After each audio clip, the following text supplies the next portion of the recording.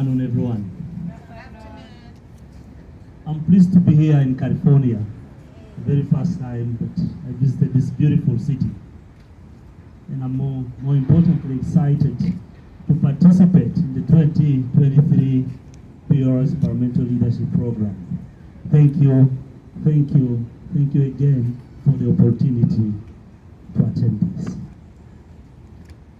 Growing up as a child in Nyamasheke district of Rwanda, Rwanda is a very small country of 1,000 hills. We call it the Sweets of Africa, the cleanest city of Africa, but also a country of mountain gorillas.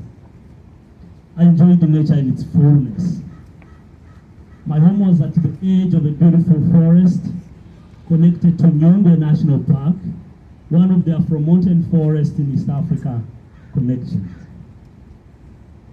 We do not need an alarm, interestingly, to wake up at 6th sense the beautiful, handsome Frank Collins bird that called out at dawn. Sadly, at the age of 7, our world started changing.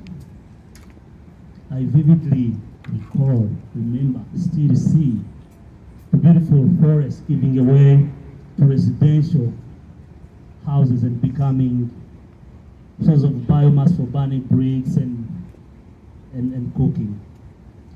In fact, in our neighborhood, everyone wanted to build a bricks house because most of the houses were made of shrubs and herbs. My father tried to do the same business of burning bricks as well, which contributed to cutting forest. By the time I was 9 years old, everything in our neighborhood had changed, unfortunately. The beautiful forest had turned into a coffee plantation and quinine, which was one of the key industrial raw material that time to produce medicaments. Everything had changed. But two things that still marked my life. One morning going to school with my little sister Denise, we were aggressively attacked by a wild dog. I was beaten on my both eyes, and I still have scars. I spent quite a few weeks in the hospital, sick, being treated because of the aggressive deep teeth of the wild dog that time. My sister Denise survived with scars on her left leg and one of her ears beaten. We still have those scars today, a memory of habitat destruction of those beautiful wild animals. I remember my father had built a river source near our house.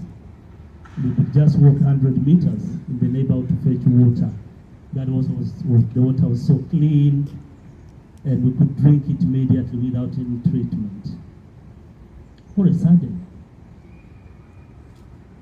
the water color started changing from colorless to brown. Our jerrycan started being filled with soils instead of clean water.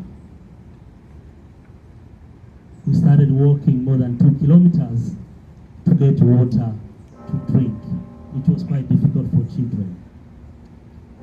For a long time, I could not connect these two events I mentioned with deforestation and land degradation.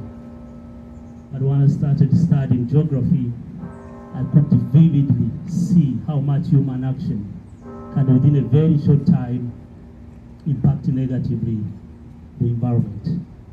I had personally hoped to study environment, but I lost my father and my mother, unfortunately, during the genocide in Rwanda. And for that reason, I decided to change my mind and just decided to do a practical course, and I became a primary teacher. But those other experiences, both of them never left my mind. So I found myself drawn to the pursuit of environmental impact. As a teacher, I started building gardens of fruits, including mangoes and avocados and oranges within the garden school. I found myself planting the perimeter of the school with acacia bisnica trees, which now become beautiful surroundings of that school. Being raised in a Christian family, I knew the power of priests. I thought, let me talk to them. I started teaching them about how we can bring back the beautiful Eden garden, since they used to use that to teach us. We started planting trees at church and at home, and that still speaks to my mind. People ask me sometimes, what did you study? Did you study ecology? Are you a forester? Are you an agriculturist? Are you a soil scientist? In fact, none of those. I'm a development economist and a policy analyst who became a passionate environmental professional. The engagement with churches and the religious leaders showed me the power of decision makers and politicians.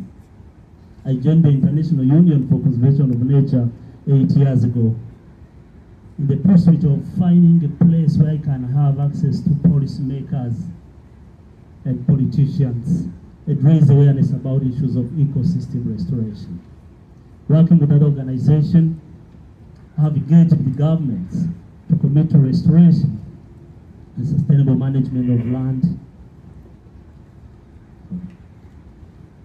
from forest to agricultural to rangelands to farmlands. In Africa, a total of 34 countries have now committed to 130 million hectares that needs to be restored by 2030. This is beyond planting trees. It is management of forest, land, of agricultural, but also other type of use. It's true, you can think political commitments is not enough, but actually it's a very good start. We are in a decade of action, and I'm glad I contributed to the decade of ecosystem restoration formation today. As I learned as a young boy, nature is ours. This is a call to action to all of us. Trust me, no small change. Let's together conserve, protect, and restore nature. We are the voice of Mother Earth. Thank you.